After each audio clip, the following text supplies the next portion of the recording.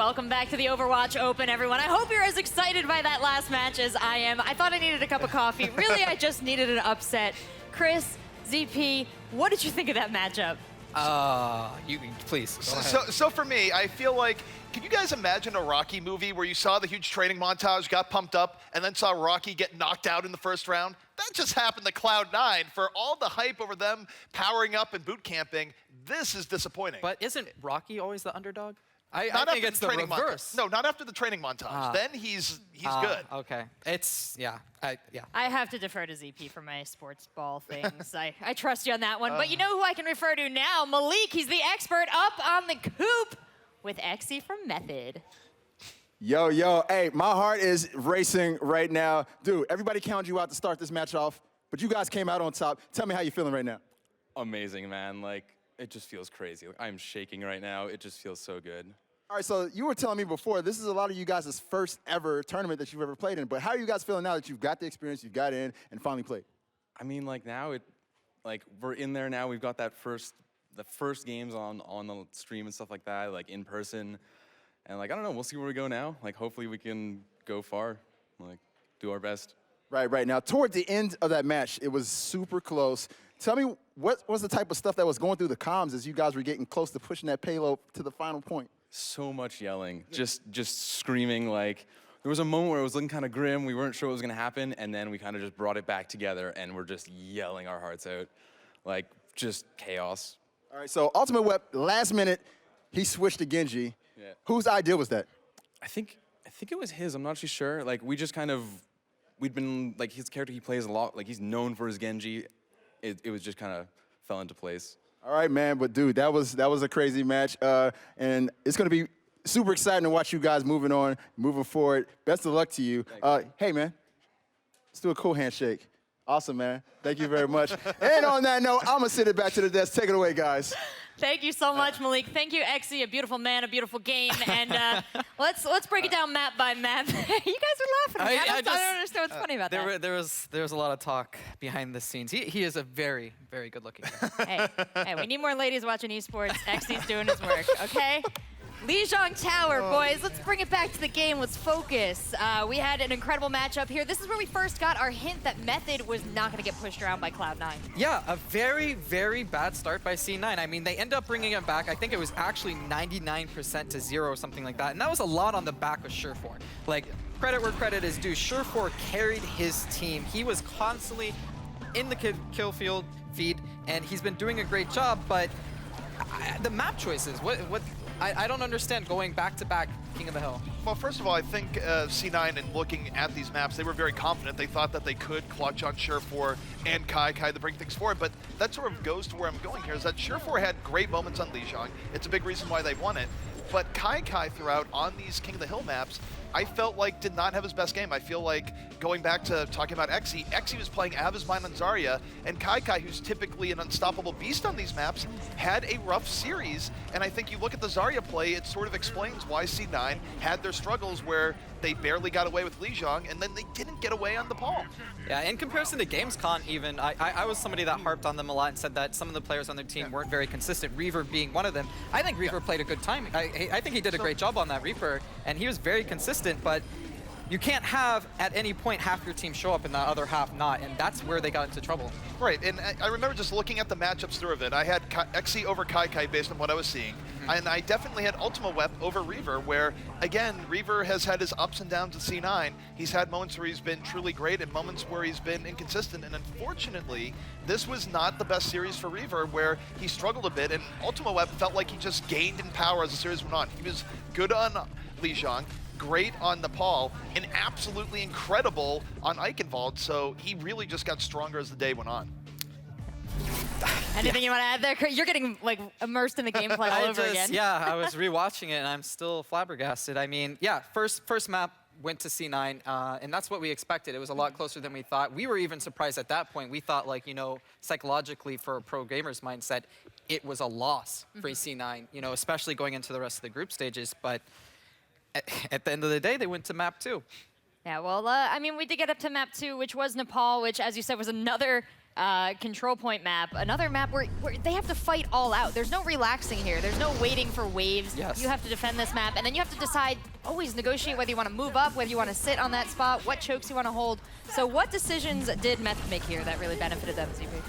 I mean, honestly, Method, I felt like they're just playing better in terms of team coordination, how they're running ults and all the rest, because sure, you had Surefour's explosiveness, but when it came down to it, they had better tank play than C9, and that's very worrying for C9, who usually prided themselves on the 1-2 punch of Kai and Debet bringing it forward, but it felt like that synergy between Kai and Debet was not where it usually was. Meanwhile, Chronic and Xe were doing super well, and that really dictated the flow of team fights, even if Snow might have been having troubles against Surefour. It didn't really matter when they were winning on that part of the game so heavily. And this is a concerning issue. It's not something that I particularly wanted to bring up just yet, but C9 is a team that's had a lot of internal issues. We came out of Gamescom.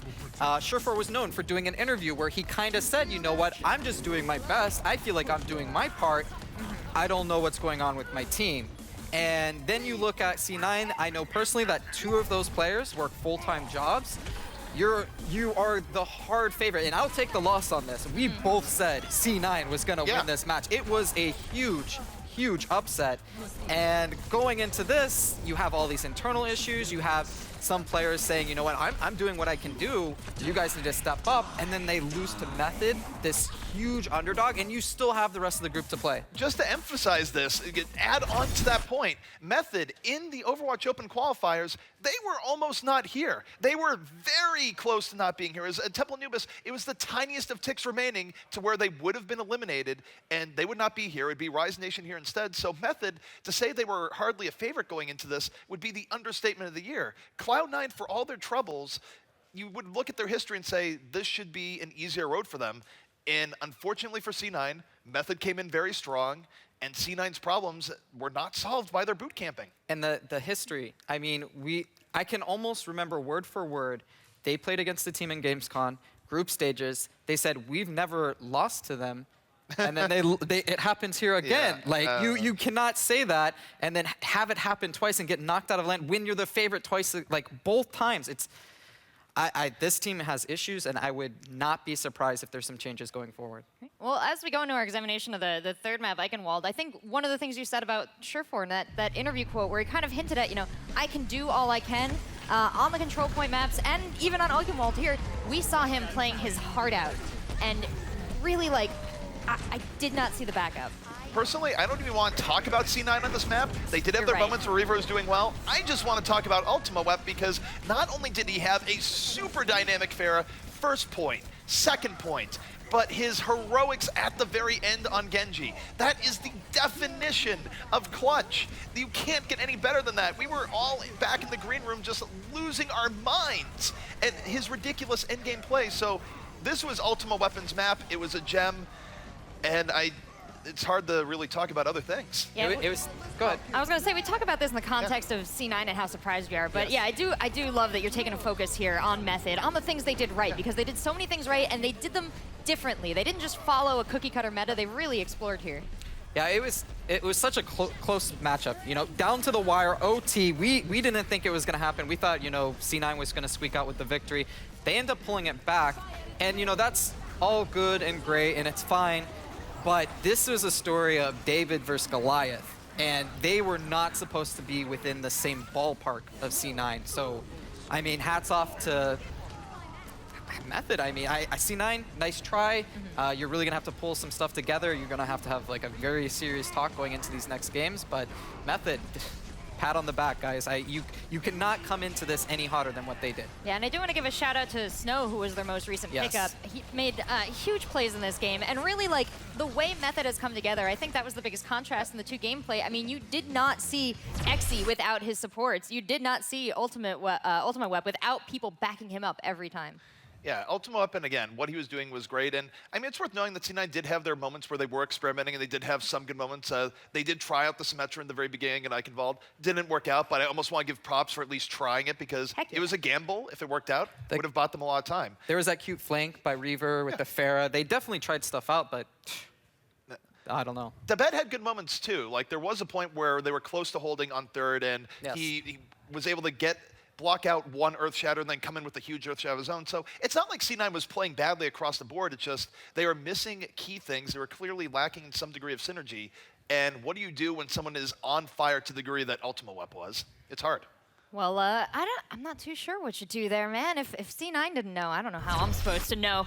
But you know what? We did find some unexpected Pharah play again on this map, and so let's just talk a little bit about how Pharah has come back into the meta. I mean, we still see a lot of McCrees, we still see a lot of people that should be taking her out of the air, but she's here and she ain't going anywhere.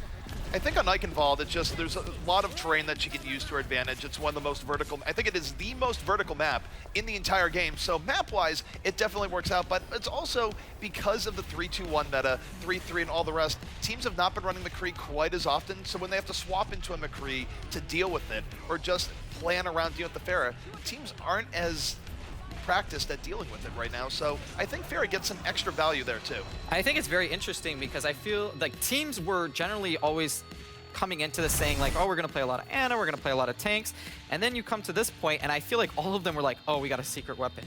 No one else has thought of this. We're gonna pull out the Pharah, and then like everybody has actually been practicing and everybody saw that. Yeah, it's great to see. As a Mercy fan, I'm glad she's back in the meta by way of Pharah. Pharah kind of opened the door and Mercy's like, me too? Yes, you too, Mercy. So welcome back. Everything is going fantastic here for Method, and I can't wait to see them play. But when we come back, we are going to have a totally different matchup. Guys, it's going to be Fnatic versus Immortals. So do not go anywhere. This is going to be an incredible matchup between two North American powerhouses.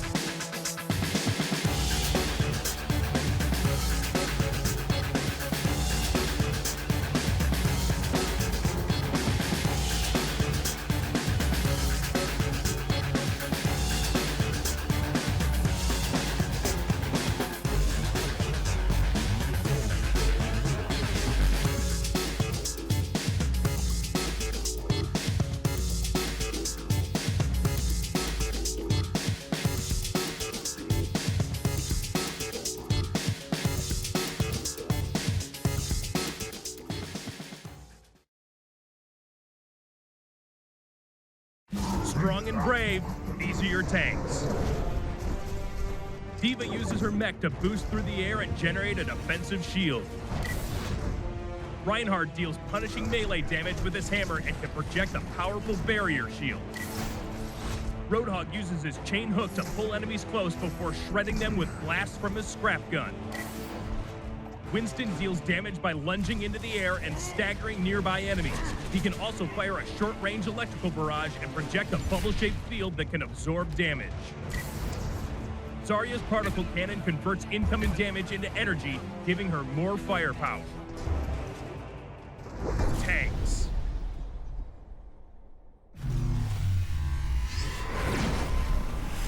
Hey, I'm Siegel from Team Energy. I'm here to show you a tip on how to play fair today. So here's a fair trick for you, the first trick I like to show. So here is the max distance of a normal shift boost. I'm using spray as sort of a marker to show you how high you go as fair. The server has no cooldowns or anything like that. So here's a normal shift boost. You get around to there. Now if you do a nice rocket jump plus shift, however, you get to around double the height. So if as fair for any reason, notice it takes around 40 damage. If you decide you want to get a crap ton of height, and you really should do this, because you can go, I mean, really high. Like that's the highest point you can go in the map. Always make sure you do a little bit of a rocket jump plus shift boost at the same time. If you mess up the timing a little bit, you won't go as high, so you see I didn't go quite as high in that one. But no, I think it's really good to know, especially in the Mercy Fair versus Mercy Fair duels, although not as popular this patch, you never know what's going to make a comeback. And that's a quick tip on how to play Pharah. Hope that worked for you guys. See you later.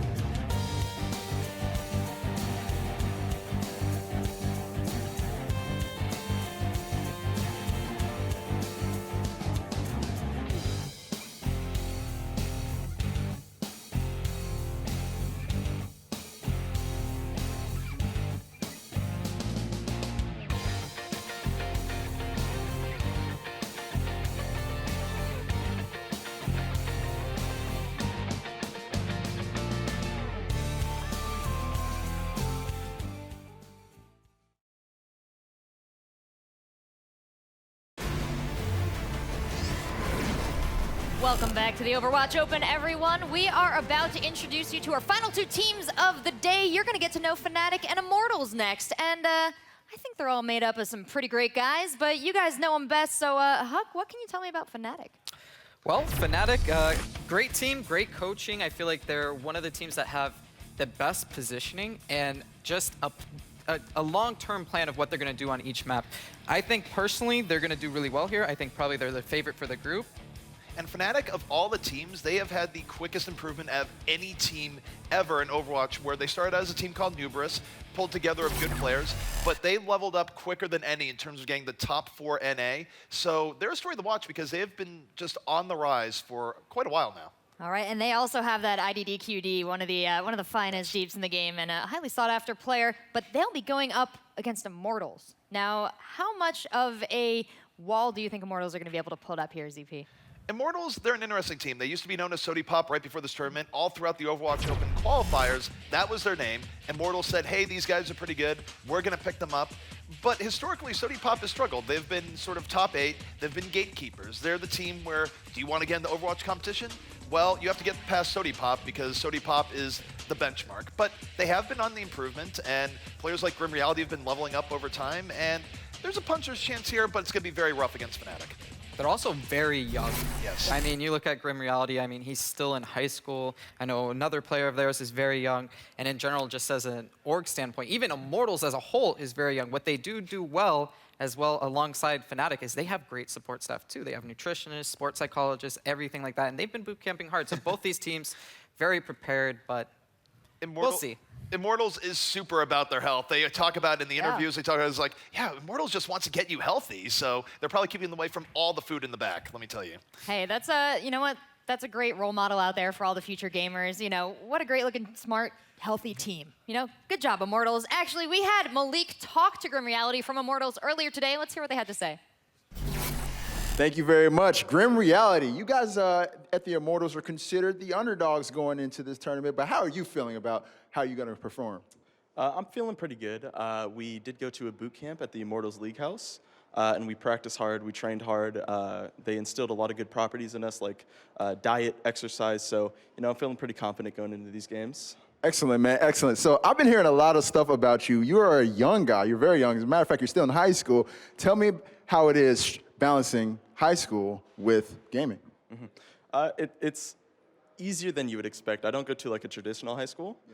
So what I do is I go to school, pick up my homework, come home, and I can do it then. So usually what I'll do is I'll come home, do a little bit of homework, scrim session, and then at the end of the day, I'll just do some homework. Word. So if you weren't gaming, what would you be? Like, what's your career outlook outside of video games? Probably a chef. Although I can't cook too well right now, I would love to be able to, cook a nice mean meal. So Somebody told me you had a pretty bomb grilled cheese. pretty bomb grilled cheese. Don't mean to brag, but Will you cook me one? pretty amazing. Maybe. I got to get to know you more. Okay. All right. Well, let's get back into the game. You guys have Fnatic coming up. What's the game plan going into this first match? Just try our best. Keep our minds in the game, not worry about anything else. Just stay focused.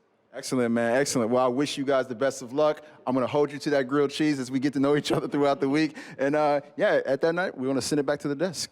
Shake my hand, man. That's me. He shook my hand. Everybody got to get a handshake there. All right, let's, speaking of doing our homework here, let's hope these players did their homework when it comes to the maps. Let's see what they chose to play on. First up, looks like we're going to go to King's Row, an oldie but a goodie. What? Wait, we have King's Row here, but there's also Volskaya. This is not the most popular maps, but I absolutely want to see the teams get into it. That would be great. Chris? I don't know, King's Row, obviously the most normal map, traditionally the go-to of every map, but Volskaya,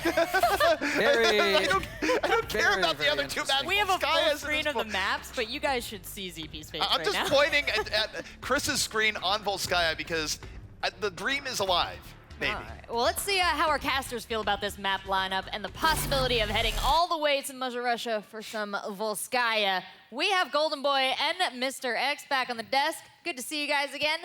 Oh, well, for one, I don't know if you guys could tell by the look of my very round face, I want grilled cheese. So Grim Realities, you and I will become best friends, and then you will make me a grilled cheese sandwich. I feel like though to become with a bacon. chef, you got to With be a little bacon. bit better at that grilled cheese. But Oh, it's no, interesting- I make an incredible grilled. Don't never ever doubt my grilled cheese skills. Okay, whatever. Anyway, we have to talk about Overwatch here. That is what Do we're we? paid to do. And you know what? I have to say, Volskaya, not a fan. I think I'm with you. I think I'm it'll be with you. interesting. Look, some people want to see the world burn, and that includes me. So please, 3 maps, Volskaya. I just feel like we're throwing all the assault you can almost maps kind under of the bus, man. you can almost kind of like make Volskaya into like the Anubis pick in that last year. The dirty. Yeah, It's dirty and bad, and I don't want it anywhere near. But our Volskaya's game. next level. It's a tier above because teams have avoided this map entirely for really the last 3-4 months. It is the least played map in Overwatch. So for me, I want the excitement. Just put it to Volskaya, please. Yeah, well, we'll see what happens. But yeah, I have a feeling Hollywood will probably come up next after our. Most likely. Yeah, yes. I That's think a little Volskaya would be California last, yeah. bias, Alex. Uh, All right, well, thank Get out you, here Mr. with X. your I'm a logic. New Yorker. Thank you, Mr. X. Thank you, Goldenboy. We'll hear more from you as the games get underway. But before we do, quick, gentlemen, your predictions. Chris, start us off. We've been wrong a lot today. I'm gonna go with Fnatic.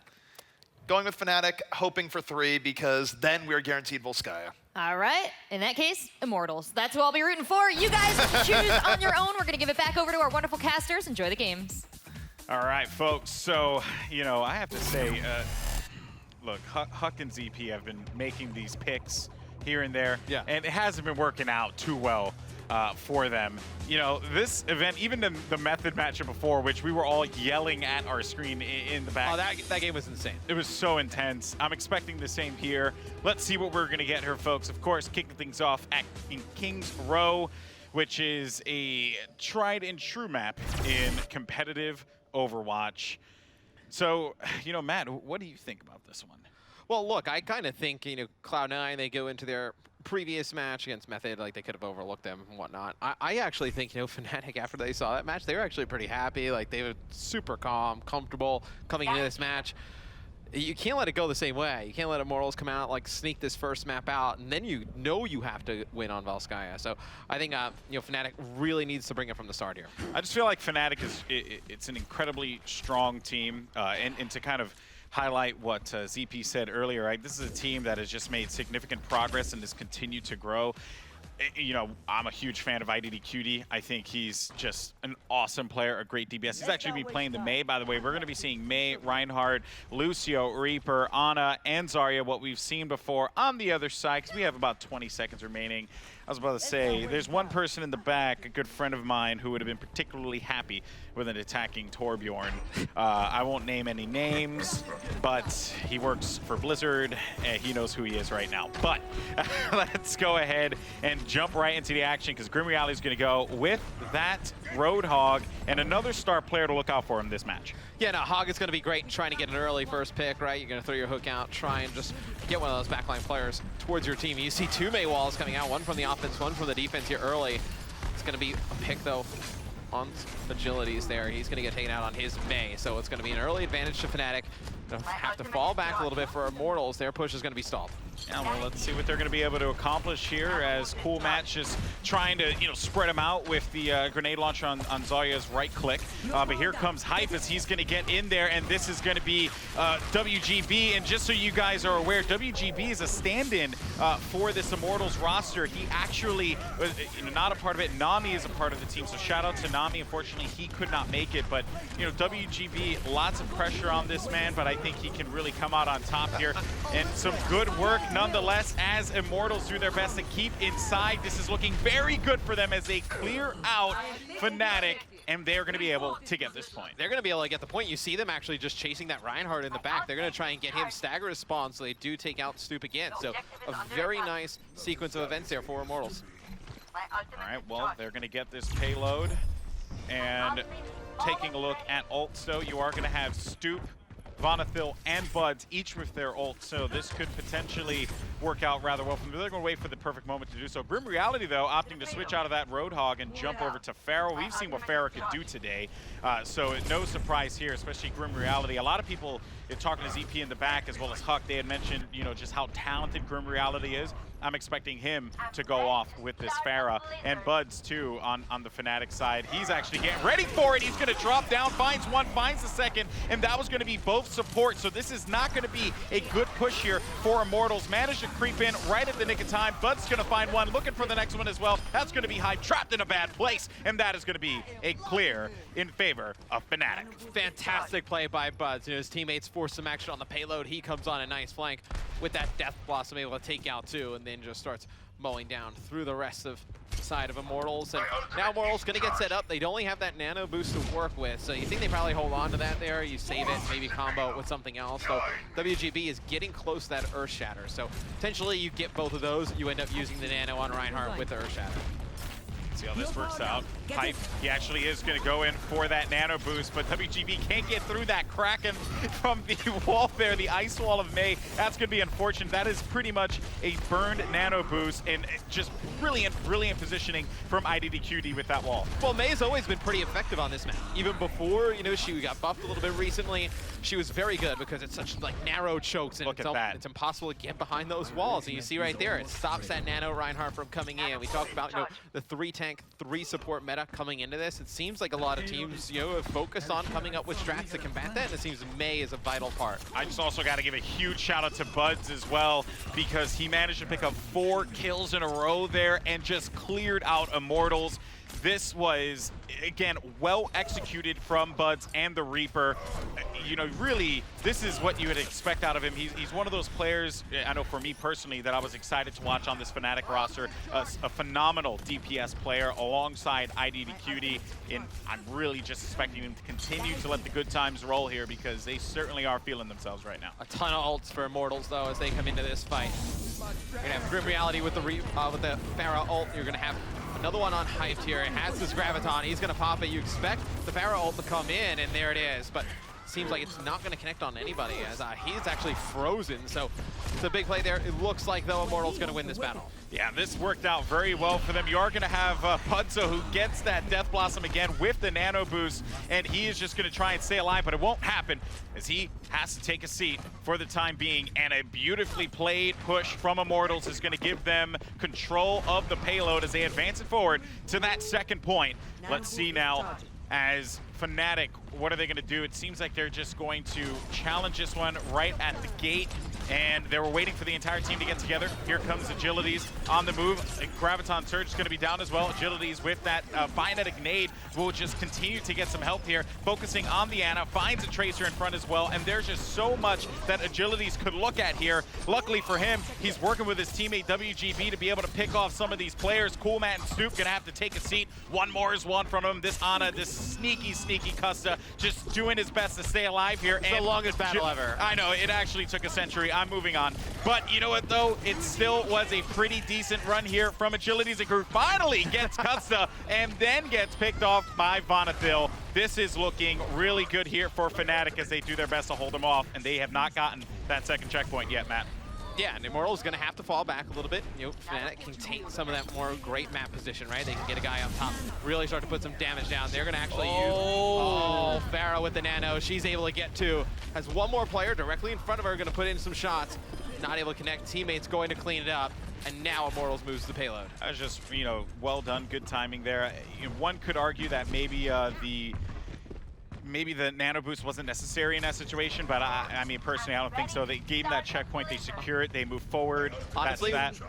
With how fast that Ana gets that Nano Boost, yeah, maybe it's just not wasted. Yeah, you can kind of be a little bit lenient with how you use it. You kind of use it in more riskier situations. And now right there, I mean, you know she's going to get it back pretty quick. So especially in this particular phase here, right, where WGB is going to be exposing himself quite a bit, getting some hits. Yeah, and Hype is just going to continue to build upon that Nano Boost. And also, keep in mind, Grim Reality, he had you know, ult available, and then he switched out to his Reaper, so actually was a really good play. But you know, shifting our focus to this particular phase here, Grim Reality back to that, or going to Reaper. IDD Cutie, Stoop, Vonathil, and Custa all have ults on their side. Here comes the engagement though. Vonathil's gonna break it down, but they lose Stoop right away. Buds though, he's been getting that Nano Boost a lot, and he managed to pick up two. Looks for potentially another one, but Hyped and Jur, realizing this was not gonna work out, they got either pushed off the map or they jumped in their own. Couldn't see it from that angle, but despite it all though, that is going to be a stop from Fnatic, and they do a good job there. Yeah, and they'll have you know, Buds coming up on his Death Blossom relatively soon. Coolmat, you know, with his Winston ult very soon, but they are using a ton of ults to win these fights. And you know, people from Immortals are still staying alive long into the fight. They're going to have a Lucio ult very shortly. They could end up using that combined with a speed boost to try and push this payload. Well, 1 minute on the clock, people, so the pressure is on. Can Immortals get that third point on the board is the question, as Fnatic do manage to clear out their Reinhardt, and that is when you have to ask yourself, is it time to just disengage because we lost our primary tank? Buds is there for the pick on Jur, and they managed to clear it out yet again with 40 seconds on the clock. And Immortals has their backs against the wall here. I mean, 35 seconds left. You have a lot of ults to work with. On the side of Fnatic, you still have that Nano, and you have Buds with the Death Blossom, so you expect that combination to come in. Yeah, Buds is going to do the same thing he's been doing before, waiting for that prime opportunity and then dropping down on him and raining death with the Death Blossom. There it goes. He lands down there. Does he manage to pick up a couple kills? No, because at the nick of time, you had Jur bust out his sound barrier and kept him alive. But here comes another sound barrier for Buds now on the Fnatic side, and they just absolutely clear Immortals. This is going to be yet another stop, and it will be a GG. Immortals get 2 on that round. Yeah, and right there at the end, you saw the Nano come in. It did a ton of damage, burn through some of the extra shields that they get from the sound barrier. But you heard the Nano go from the other side. So Immortals uses their Nano there at the end. It was a good sound barrier from the side of Fnatic that prevented that from getting out of hand. You know, one of the things I enjoyed, and to quote the great Chris Puckett, who's watching at home, Buds was a sneaky beaver. The sneaky beaver. The sneakiest of beavers. But of course, guys, we want to hear what you guys think, so make sure you're tweeting at us with hashtag #OWOpen. Let us know what are some of your favorite plays, the things that you've seen. Get social about it on the Twitter. But of course, this is a shout out for Coolmat. So, you know, Coolmat, he's pretty cool. Last I heard. I don't know. Cooler That was than such a lame joke. that. Was it lame? It was I really went for it, lame. man. I felt good about it. I You're a would not terrible felt- friend. It was pretty lame. You're a terrible friend, and But I want to get you fired now. I would say, I mean, if you look at some of the plays we've had today, you know, the end of that last game of Cloud9 was just unbelievable. I mean, you wouldn't say like it's one play that stands out. Well, actually, the Genji reflex. Oh yeah, that was a sick one. I love that play. You know, the Seagull Nano Bastion tank mode.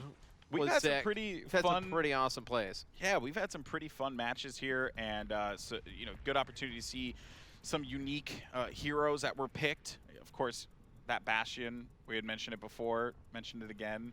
The tank mode with Nano Boost, so sick. We've seen actually a pretty nice variety. I thought we were going to come into this, and you know, the NIP strat, a lot of the teams talked about it, and that was really the focus. The 3 tanks, 3 supports. So you've actually seen a really healthy mix of heroes selected. Yeah, 100%. And also May, right? I think a lot of people are really excited to see May pop in here. You know, Ice Wall has done just a brilliant job of secluding tanks from their supports, giving you that opportunity to be able to attack with authority. There's just a lot of good mechanical play that we see out of the May players here today. But here we go, folks. It's not going to be Fnatic's time to attack. See what they do is they opt to approach from the high ground here. And here comes the push as just dragged into the wall here. This is not going to look good. Coolmat's going to be in a bad position. Does get cleared out, though. And also, IDDQ the whiff that Hanzo. We've seen what Hanzo could do on first point in King's Row before. And they are advancing quite nicely here. And have some support. And it's actually quite interesting because by sending, you know, both tanks and forcing the action from the up top, it really gave Hanzo, you know, IDDQ a really nice advantage to just kind of go to the gate and not have to deal with the tanks and just kind of pop shots straight through. So don't know if that was the intent, but it's a very nice way it works out there for Fnatic. Well, now Immortals, they're pretty much going to be all up in their faces here, but Stoop just drags away. WGB says not right now. Despite that, though, Agilities and crew do manage to pick up some key kills, and they are going to stop this push from Fnatic, although they have been able to accrue quite a bit of time onto that first point. So this next push here is going to be pretty big for Fnatic as they have ult control. Yeah, they're going to have a ton to work with here. I mean, the Earth Shatter, the Nano, they're going to have the Death Blossom on Buds, and you actually see IDDQ switch over to Roadhog. So, you know, we could hear a little bit of their comms, you know, coming into this game. And that was one thing. They were like, hey, we're going to try the Hanzo at the start. Doesn't work. Immediately go over to Hog. Well, there goes Buds as he's in a bad position here, gets dragged into the wall, but that Bionetic nade is able to keep him alive. Buds is there for the pickup on Jur, able to clear out Agilities as well, and that is going to be unfortunate there as Coolmat, along with Buds, do work together to take out Hype, and now they begin the process of moving the payload. And they're able to hold on to their Sound Barrier and their Earth Shatter, so a very nice win there for Fnatic. Yeah, very well done indeed. This is looking really good here for the veteran organization, Fnatic, an org that has been around esports for such a long time here, a staple of competitive gaming. Going up against, as Huck had mentioned before, a new organization in Immortals. Big opportunity here for this particular org as well on a big stage such as the Overwatch Open at the Turner Studios in Atlanta, Georgia. Folks, if you're just joining us here, this has certainly been quite the matchup thus far. Here comes Grim Reality, though. He is going to have some protection, able to get 2, but he's going to go to sleep, though. And Agilities is there for some assistance, as well as Jur Hype. Everyone is pretty much taking part in this, and that is going to be a team kill in favor. There you hear the horns. Favor of Immortals. But for Fnatic coming off spawn, you're going to have Coolmat with the Graviton, you're going to have Sound Barrier, and you're also going to have IDDQD getting close to the whole Hog. So it's still a very good situation for Fnatic. And there's so a ton much of time on the clock, right? I mean, you know, 3 minutes and 40 seconds to get to that next checkpoint. Ton of time to work with. So much time. And we had talked about before how that Maywall actually, you know, sections off the tanks from their supports, and we saw it in full effect right there just a second ago. So that was actually kind of cool how Immortals managed to do that against Fnatic. But Grim Reality, man, this dude has been going absolutely in, and it's worked out for them yet again. They happen to get another stop on Fnatic, who haven't been able to get this one just a little bit past the archway. Yeah, unlike Fnatic, who played a little bit, you know, more passive on the defense, played a little bit further back, you're seeing Immortals playing extremely aggressive here on the defensive end.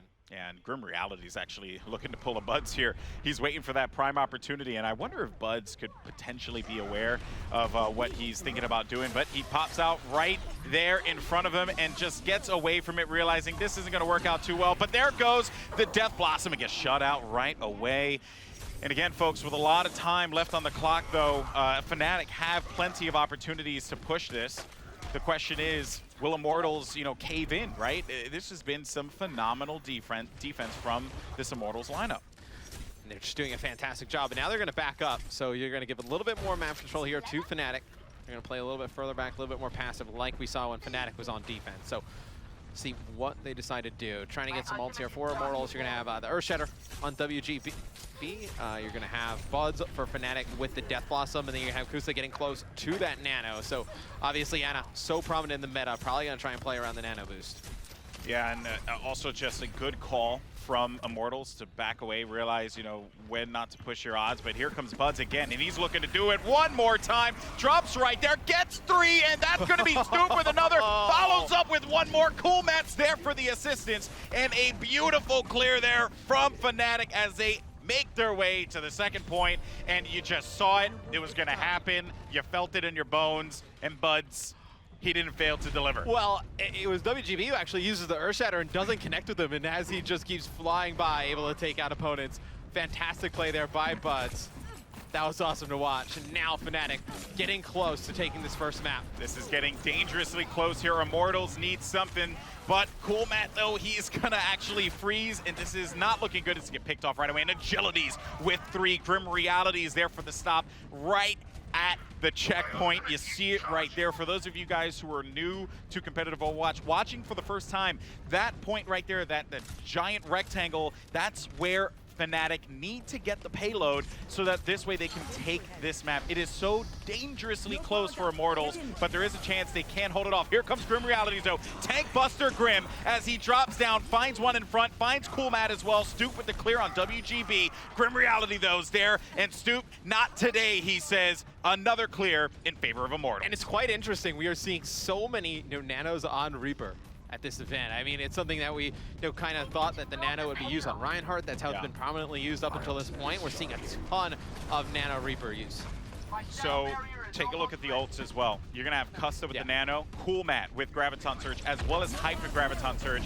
Here comes Buds yet again, and the Graviton Surge is gonna go down. Actually, both of them right in the vicinity of one another. Buds, though, finds him. He's gonna get 2. This is gonna be a 3rd. There's gonna be one more player just left. That's Grim Reality. Not today, he says, as the payload advances forward. Only one player remaining. It's the lone Genji Agilities, but not today. Maybe he can get there and delay it, but it won't matter because Fnatic will take it 3-2.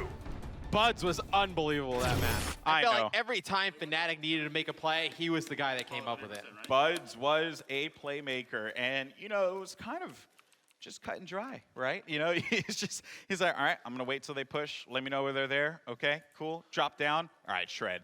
And that was it. That was the Buds strategy, and it worked out beautifully.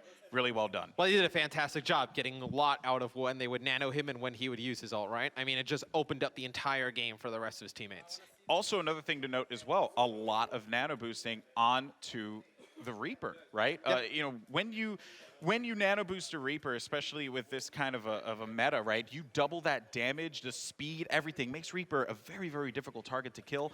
And because of that, he just dominates. He does his job beautifully, and it worked out as well as you could possibly hope for Fnatic. Yeah, and I mean, with the meta so tank heavy, right? I mean, you nano Reaper, and he's able to just fly through and shed through tanks. I mean, Diana on the opposing team, like, where does she go with her nano? Very true. Very true. Like, what's the player? And here goes Buds yet again. This was the one where, the Earthshatter went down, but Buds didn't care. He said, I just need to do my job and just destroy. And that's exactly what they did. And also, Hollywood is coming up next. And a huge shout out, by the way, to the gentleman in the middle. That's Rafflegator. And if you had a chance, Rafflegator is a fantastic name. Yeah, I love it. Check out an interview that Rafflegator did on, I believe it was over.gg. Great interview there about what he brings to the table as a coach, or to the table as coach. This is a clear example of that. Sits with the team, or in this case stands, and talks about what they need to do I feel like there's a ton a coach could bring to competitive Overwatch. Well, actually, not a lot of people know this who are familiar with you and I, right? Yeah. You were a competitive coach as well, right? For Evil Geniuses, yeah. Exactly. So, and you brought a lot to your roster as well. I'd like to think so. I would hope so. I'd like to think I did a decent job, but no, I mean, obviously with, so many teams and so much film you can go through and just try and pick out tendencies and like, which heroes the other teams like to go to and what positions they like to play and set up different strategies specific for opponents. I think a coach could play a vital role in this game. Yeah, there's just so much to review, right? I think as Overwatch continues to evolve, positioning is going to be number one. And you're even seeing it there too, right? With Buds and how he went for that.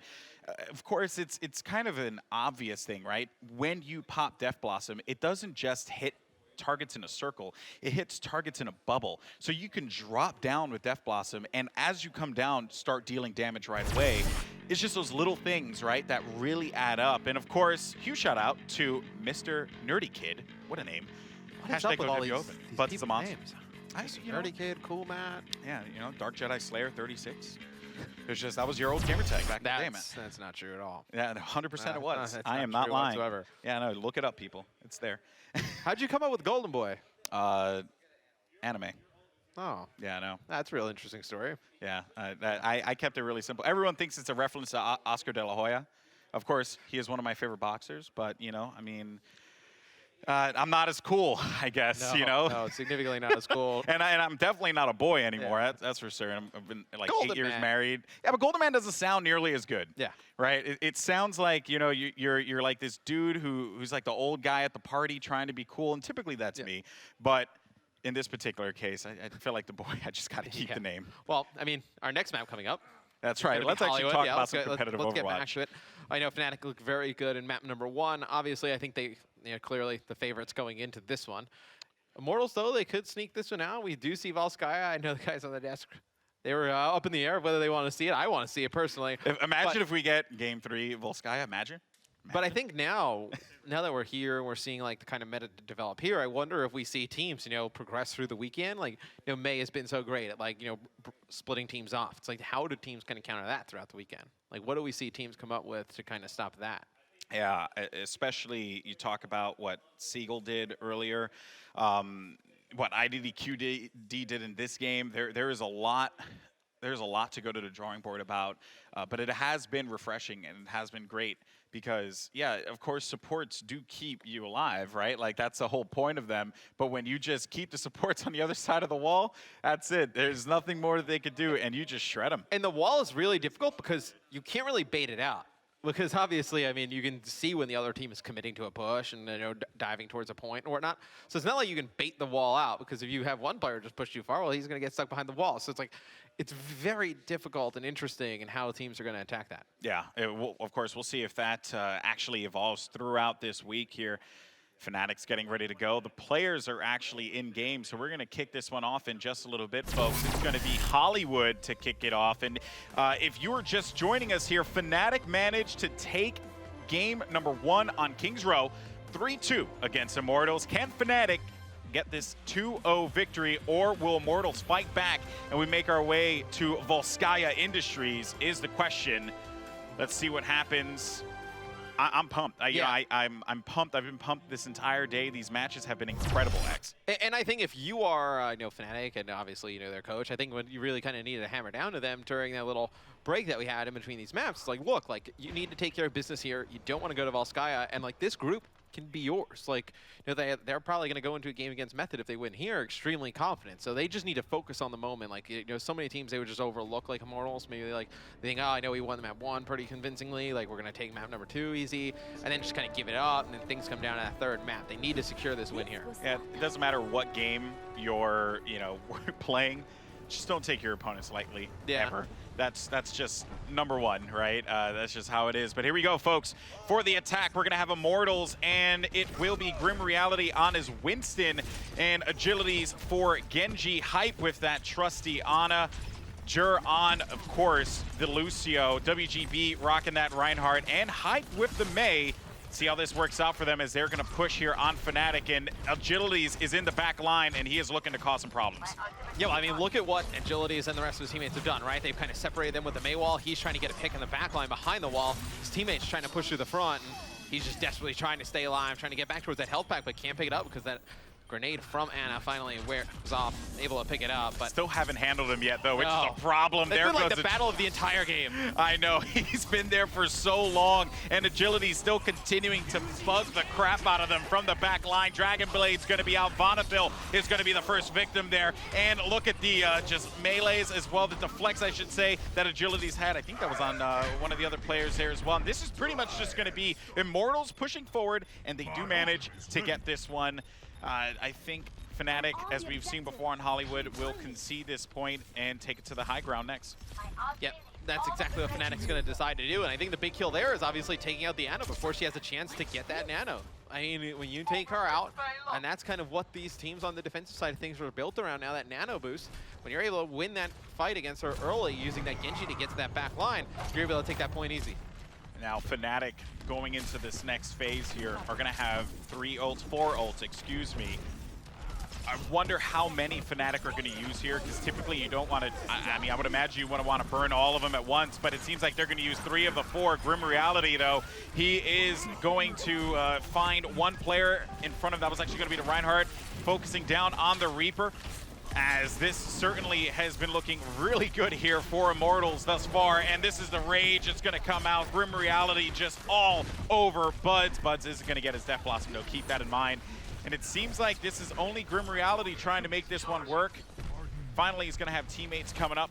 And Matt, this seems like a stalled push here for Immortals for the time being, but good job from Fnatic committing 3 out of 4. Well, I don't know if it's a stall now. You're going to see a big Earth Shatter come down from WGV, and it's going to be Agilities with Dragonblade. He's going to pop it out. He's got one player directly in front of him, able to take out the Lucio, and he gets taken out, though, by the Ana, who's on the other team. Definitely not something I would have heard you say. Right, yeah, the payload is still moving, though, so it is good for Immortals.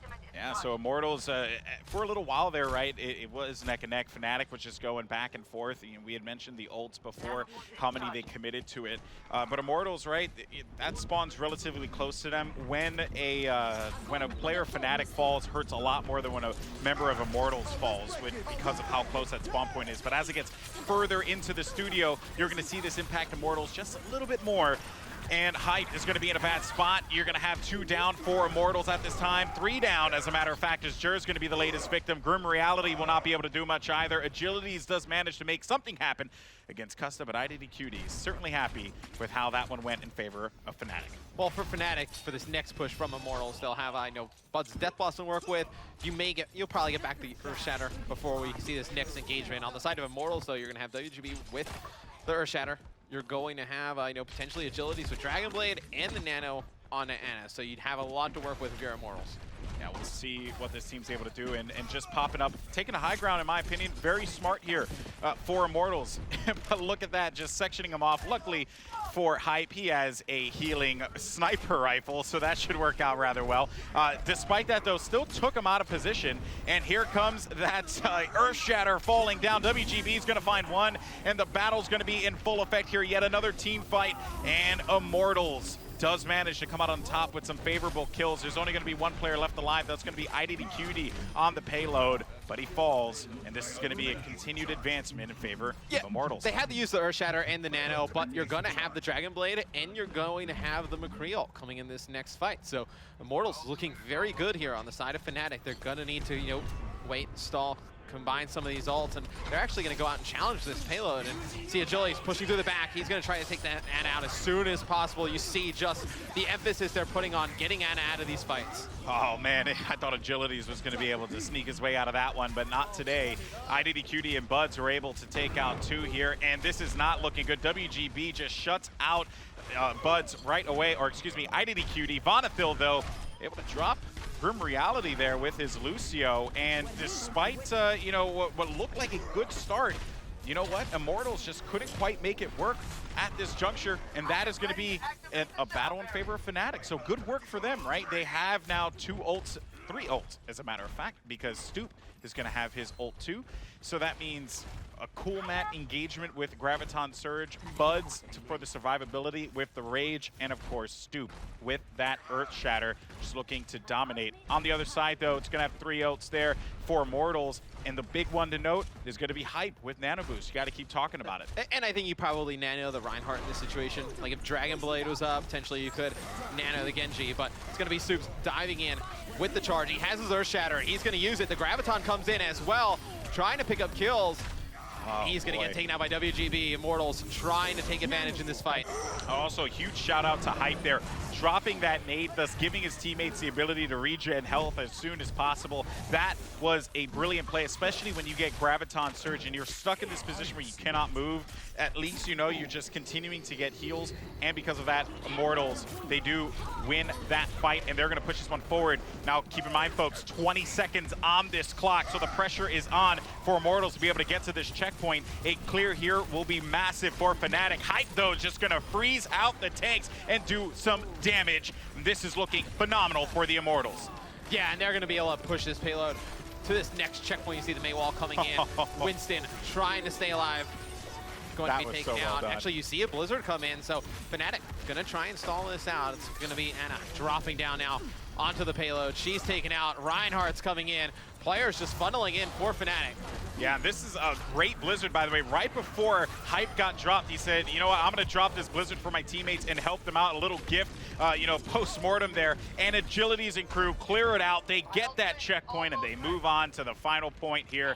But with 1 minute and 23 seconds left on the clock, this is going to be a very tough one for them to accomplish. It got a little scary there for a second, right? I mean, you thought that Immortals was going to get that checkpoint with ease, but you know, the guys on Fnatic came out to try and stall it as long as possible. You know, ID to KD on the May, and then you saw Buds on the Winston come out.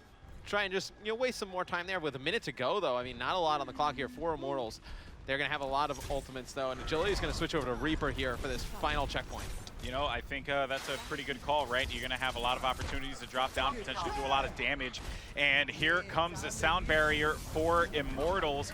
And Grim Reality with that McCree. Actually, it was a player that they told me to look out for was Grim Reality on McCree. So we'll see if this continues to work out for them as he comes off from the respawn here. He will have Deadeye. Cool Matt, though, is looking to just shred as he goes whole hog, but he has no way to get help, though. But somehow, never mind, stand corrected, did not live through that one, and he will fall. Immortals continuing to roll this one out, and with only a couple of seconds left on the clock here, Matt, they have to stay with this payload. One team fight, one team fight that doesn't go in their favor, and that's going to be curtains for Immortals. Yeah, I mean, Fnatic uses their nano boost. You're going to have Grim Reality trying to line people up here with the Deadeye. Obviously, cannot get anyone in his lines of sight. He's going to be challenged by the Winston.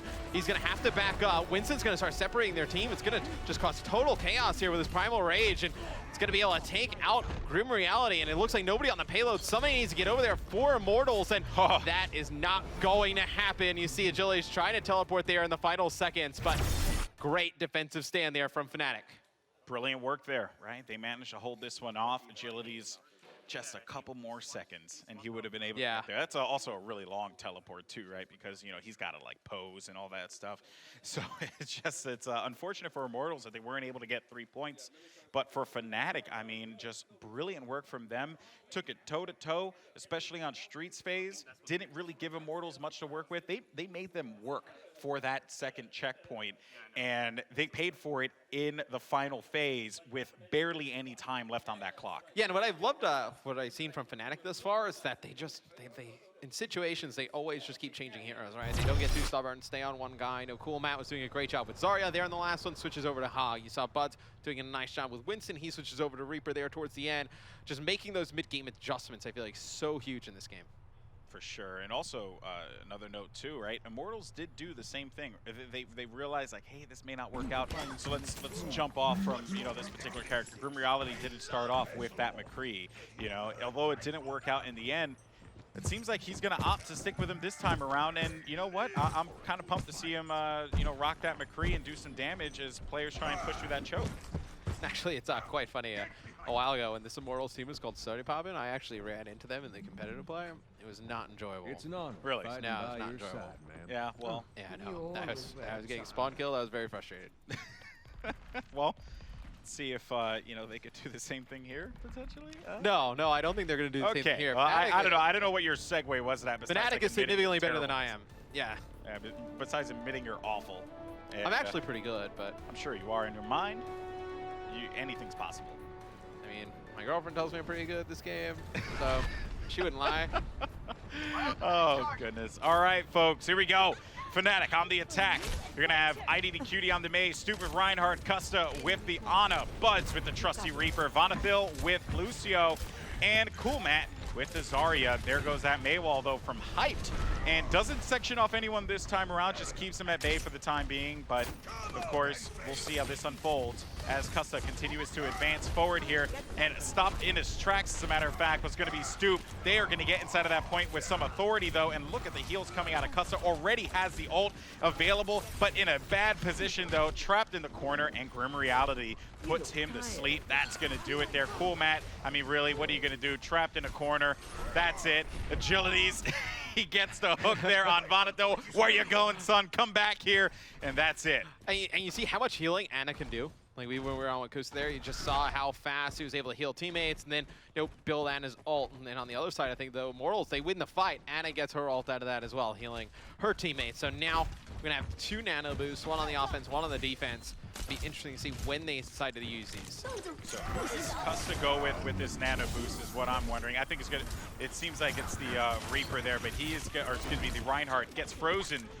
Nonetheless, has to get there for the heals. Won't be able to do so. Stoop, Buds, Coolmat, IDDQD, all fall. Vonethil, last one left alive again. That's awkward.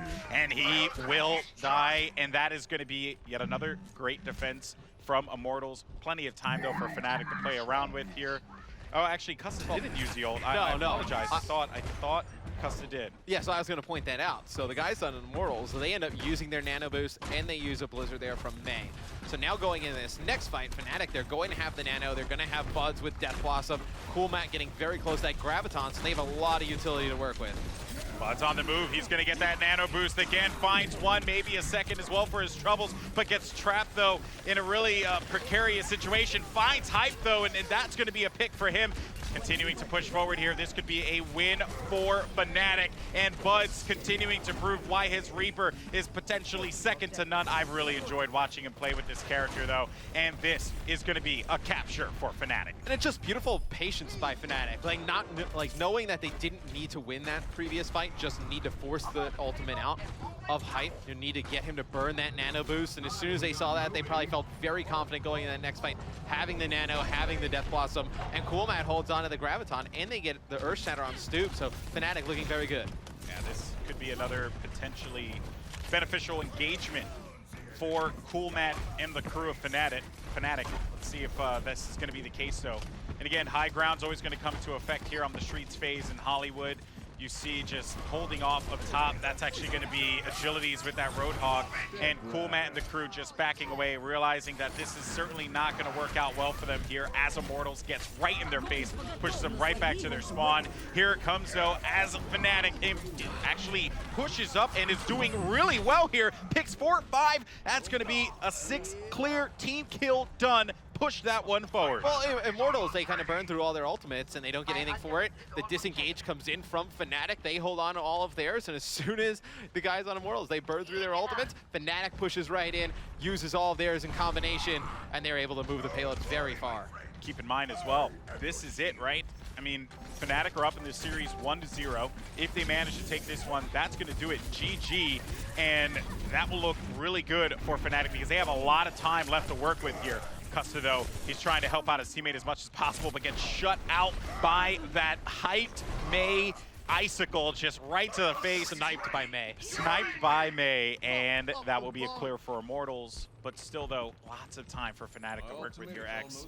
You know, you got to really tip the hat for them in this case. Yeah, I mean, 2 minutes and 20. They still have a lot of attempts to try and push this payload to the next checkpoint, but they're WGB. He's going to have the Earth Shatter. It looks like you're going to have a sound barrier as well for Immortals. So be very interesting to see if they use some of these ults on this push, because right now, I mean, Fnatic, they're not going to have anything going into the fight. They may actually get the, the Blizzard on Mei. They actually will get that, and they actually may get the Nano. You see how fast Ana ults is building the top left of your screen, and Pista, they're going to get both of this, so they may end up using the Ana here, just trying to win it here. Really smart drop there for Mei. Actually, is going to clear out and try and zone as best as she possibly can, but an alternative Mei Blizzard for Hype is going to drop as well. It's going to be 2 for him. Meanwhile, though, Custa and Buds are working together to be able to clear out the tanks. Vonethil doing his best to stay alive, but he breaks it down by himself. It was a one-man party. Yeah, I was Really going to worked say, out for does him. not have any of his teammates nearby. So that is an ult you would have loved to have on this next push coming up. And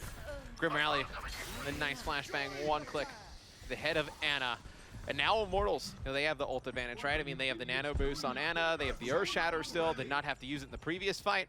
You're getting close to the Earth Shatter on Fnatic, so Stoop gonna have to do a lot with that if they're gonna swing the fight in their favor. Also Buds with Death Blossom. That should be creeping up pretty soon here. Maybe not in this fight unless he does some significant damage. It could pop up.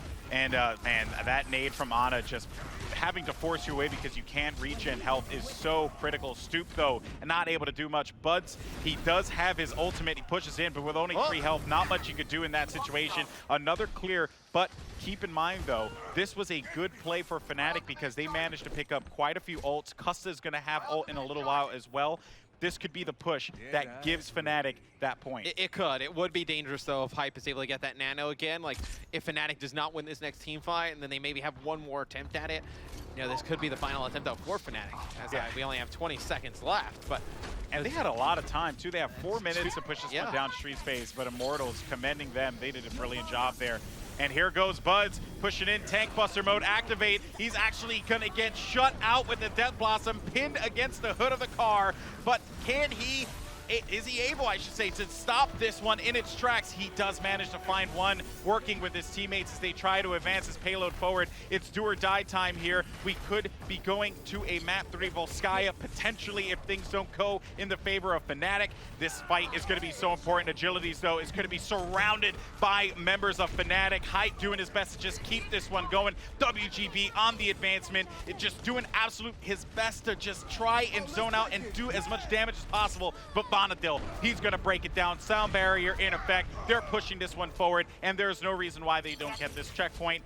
Oh, wait a minute. A little delay, and there you go. Yeah, and Anna's hiding in the back of nowhere. She jumps onto the point, quickly dealt with, though.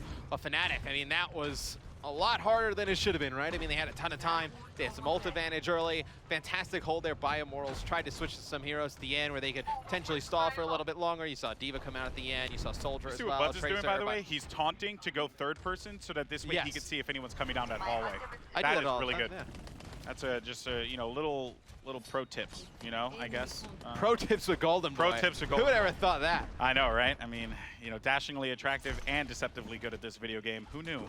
All right, Buds, though, this is not going to look good, but he's going to, never mind, drop down with the Death Blossom. May goes right into her hole immediately, and it won't really find much there, but Stoop and Buds working together to be able to get these clears. Oh, my goodness, this was so well done. They're going to get the point. 3 for them. GG. Brilliant work from Fnatic. Buds does it yet again with some great disruption. It's just the timing that Fnatic has. It's just so precise and it's so perfect. You know, Buds gets in these positions behind enemy lines. They cause commotion, and then he drops out of nowhere, gets nanoed, uses the Death Blossom. Just fantastic plays by Fnatic. That was just so well done. Buds was a superstar in that game, man. You really just, you couldn't go to his screen and not see him make plays. I cannot believe how strong Fnatic looks in this tournament. Don't count out Immortals yet, because they are going to go down to the lower bracket where they will fight for their tournament life, but still, Fnatic, incredible. Oh, you know, tremendous performance by Fnatic, right? We talked about how great they were, you know, making adjustments mid-game, you know, being patient with their ultimate uses. And I tell you what, though, Immortals put up a very tough fight. It's going to be very difficult for Cloud9 going against this Immortals team. And here is Buds. I mean, really, this dude was just a playmaker the entire series. Play after play after play, pushes right in.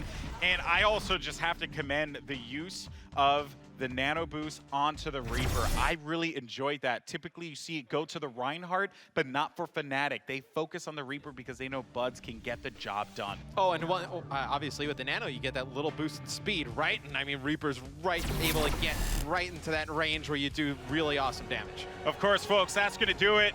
Fnatic 2-0 Immortals, and they move on. Will Immortals, of course, fight through the lower bracket? We'll see how all this unfolds. Plenty more amazing Overwatch action coming at you after this.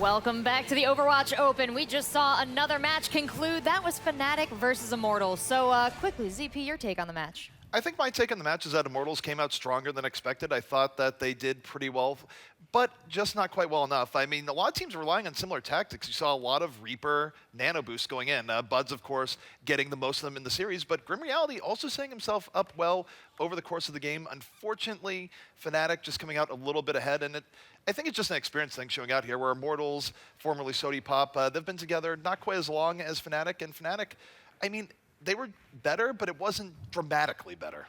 Yeah, a lot of recurring themes. Pharah once again being seen. And as I said, Nano Boost going better to the Reaper than those big tank players. All right, well, we have Malik to weigh in with Buds on the match. How you guys doing up there, Malik? I'm here with Buds, yes. And man, I gotta say, I'm a Reaper player. So watching you is definitely very inspiring. How do you pick and choose your spots when you're playing as Reaper? You're very sneaky. I just try to position myself in the best spot so I get a speed boost and the Zarya shield and go in and jump on all 5 of them, or all 6 of them. And you just want to be in a position to do that. Right. It seems like you never come out of any of those situations with lower than a 3 or 4K. So who makes the call when you jump down there? Is it the Ana player? Is it who makes the call? It's the Lucio player. He's usually watching, telling me to go. And I don't think I'd be able to do it without him, so it's really important for him to call that. Excellent, man. All right, so you guys are moving on. You have Method coming up next. What's your mindset going into this game? Well, we were all watching them play Cloud9 in the break room over there, and we were really surprised how well they did. So we're not taking it lightly. We're going to take it seriously, and we're going to play our best. Hopefully we win. Anything you guys are going to change up from what you did just now? I don't think I can answer that. Ooh. All right, I like that. I like that. You're going to keep it locked in tight. All right, man. Well, thank you very much. We want to send it back to the desk, and it's been fun, man. Back to you guys. Thank you so much, Malik. Every handshake has been different. Now it's not just you have to figure out a handshake. I feel like he's arranging these ahead of time. No, he definitely is. The handshake meta was definitely set up here, where we had the thing earlier in the stream with Seagull, but now it just spawned its new thing where you don't know what handshake to expect, or maybe there'll be no handshake at all. There's no way nerds are this cool to know all this. There's absolutely no way. Hey, we're leveling up, Huck.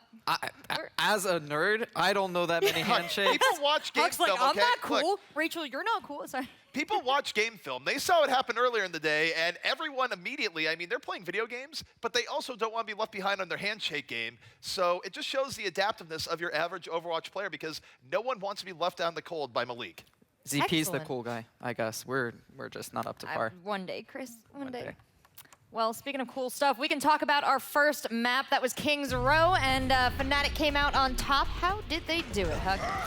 Well, it's Buds, and Buds. This is my guy. He's always been my guy. I hyped him a lot at Gamescom. I think, personally, and a lot of pros will back me up here, he is the best Reaper in the world, period. He is just amazing. He's well supported, as he said in that interview.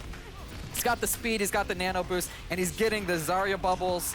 I mean, this is my guy. Maybe ZP can add a little extra light. He personally thinks IDDQD's better, but I'm not gonna Overall, you look at Fnatic's history where they've done really well overall. IDDQD and Mendez where McCree is there is one of the top-notch players, but with Reaper being so good right now, it is a great time for Buds, especially with how they set things up here. I mean, what a cop-out. I don't believe that. It's Buds. Buds is clearly, like, if I'm doing top 2, Buds and Coolmount, I think, are doing such a good job. There's been so many tournaments that I know you didn't cast, but there's a lot of tournaments that IDDQD was a hero on, and a lot of people remember the huge plays that he had. So to discount IDDQD because he's not the playmaker hero right now is a little ridiculous. Yeah, it's okay. I know you don't understand because you can't play the game at the level I can, but I'm sure your gold insights are good enough for now. Someday, when you actually beat Tailspin at LAN, let me know. What game was that? That was back in Tribes in 2012. I mean, I know you've never been a pro FPS All right, player, I'm gonna but... lasso you in. I'm gonna pull you out of the past, and we're actually gonna revisit what we were actually talking about is Reaper and how amazing he does when he's nano boosted by Ana. We saw a couple of the other teams earlier on in the day. They were nano boosting their tanks. They were really putting that on Roadhog, on Reinhardt. So why are we seeing this on our Reapers today? Well, I mentioned it earlier. They're just quicker. They got smaller bodies. They're speed boosted. They have a better ult, and their range. You know, you put on a Reinhardt, it's telegraphed. They're charging at you. They have a hammer that's swinging all over the place. It's just a lot harder to do anything with those tanks. Yeah, and part of the reason you see it too is that teams do have confidence in their DPS, where a lot of times you put it on tank, you're guaranteed some degree of result. But if you have faith that Buds has positioned himself in a great area, he can drop down and make a huge play as a result. Yeah, and that's coming off of Vonethil. He mentioned that in the interview. Vonethil is their main shot caller, and if you ever see this guy facially, he is pumped up. He is literally yelling out, and that's why Fnatic has great positioning. They not only have great coaches, but they have a plan from point A to point B to point C, and hey, great job by him. I know he's a big factor for that team, and he deserves the credit because supports don't necessarily get as much credit as they deserve, and it's more of a subtle role. Yeah, absolutely. On map 2, we saw in Hollywood, we saw a lot of the same great play. Vonethil making such great calls, and that's an extra weight. That's an extra like anchor on your play and on your own thought process when you have to manage the whole team. The funny thing about Vonethil too, like if you ever listen on the Fnatic comms, like it's part Vonethil yelling and part Custa yelling. It's just, it's really like, they get really into it. They're very active as supports in terms of helping, calling stuff out, and that's just how their comms work, which, by the way, is not how the comms in every Overwatch team works. Every Overwatch team sort of has their own system where it can vary quite a bit. Sometimes it's a dictator, Vonethil, the dictator, and then other times it's more of a democratic process. I still, it is something I've thought about a lot. I don't know what's the best process. I think it's a mix, honestly. I mean, EnvyUs is the best team. I think that personally you have a main shot caller like Lucio that says, okay, we're engaging, we're disengaging, but everybody needs to make an effort, call targets, say like, where's my ult at? And I think you need to have some kind of man system set up. You know, you talk about traditional sports and you can do zone player, you can do man on man. I think if you assign each player to keep track of someone on the opposite team and say like, hey, where do you think their ult percentage is at? And that way, mentally, you can keep a note of those things. Well, and that's a huge negotiation player to player. You're going to have some players that can take that, and then you're going to have some players that are like, I aim. I don't know. I aim, don't make me do anything but aim. So, I mean, it's really incredible to see how Fnatic comes together. And you talked about the importance of having a coach, having an analyst. They have Rafflegator, and Rafflegator's phenomenal. So we'll get more into that later on, but we're going to go to a quick break. When we come back, we have another exciting match of Overwatch for you. Don't go anywhere.